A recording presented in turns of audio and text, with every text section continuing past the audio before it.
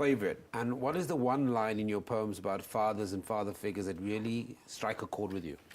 The fact that as young girls or as women, we're always looking for our fathers at whatever age, you know, and your father is your first point of reference in terms of your relationship with men. So if you never had a father, you're going to go around and look for a father. If you have a father, you're always going to look somebody who is like your father and basically be with that person. And a favorite line in one of your poems?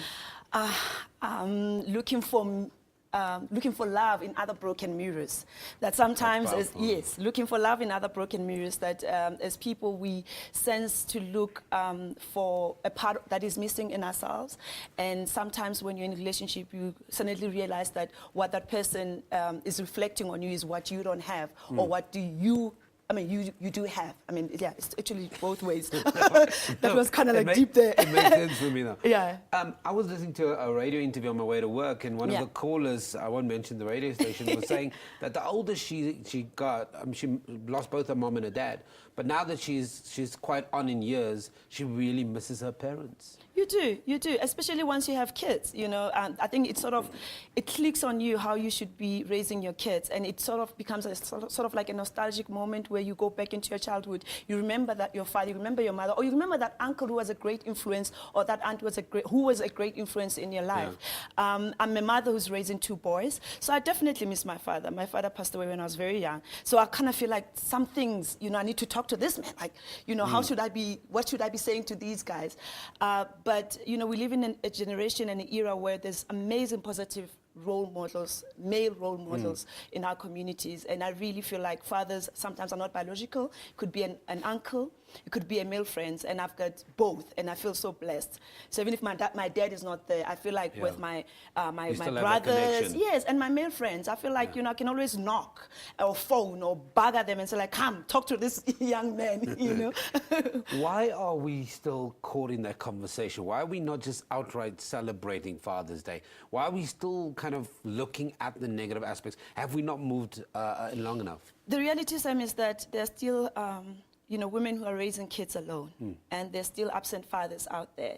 And it's an issue that makes kids in communities develop without positive or immediate points of references. So I think that's what the issue is. There's still fathers who are absent. Yet men don't know how sexy it is when you are a man who is a father. You know, I mean, as I grow, I appreciate men who have kids more. It's now sexy. It's very sexy and very, very attractive. I think it should be a pickup line for every guy. You know, like, you know, I'm a father. Do you want to go out? Because it sort of makes you feel safe as a woman, but also just as a woman who's raising kids, or a single mom, or, you know, it's just really, really nice when a guy comes to you and says, hey, I'm a father. Or, you know, can we take the kids together out? All of a sudden, I'm more attractive. Let's focus on something else as well, because tomorrow, although we're celebrating Father's Day today, we can't forget that tomorrow is a very important day in the history, and on a social level and a political level, still affects us on a day-to-day basis. True. We need to remember where we come from. I think there are still unsung heroes. Napo Masheane, Solomon Mahlangu, you know, Steve Biko. There's so many people in the 70s who contributed to the struggle, but also to education and who, as South African youth, we are today. So I think it's said sometimes that on Youth Day, we don't really sit down and really have conversations about our history in a more, you know, potent way, that we gotta drink or dance, there's nothing wrong with celebrating, but I think in celebration, let us also remember so that we would be clear in terms of what has been sacrificed and fought for us, and be able to pass on the baton to our kids who are born free, who are born in this new generation that has no recollection of struggle or apartheid. As a creative, maybe a line in one of your poems that speaks to that. I know we talked about Father's Day in that line, but a line that also resonates with you?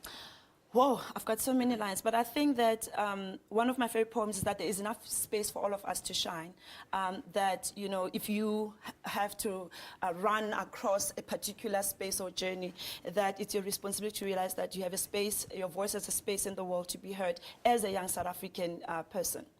No, but we're going to leave it there. But thank you very much for Thank joining you. me and kind of just, enlightening those people that have no idea what these 2 days are about. But thank you very much.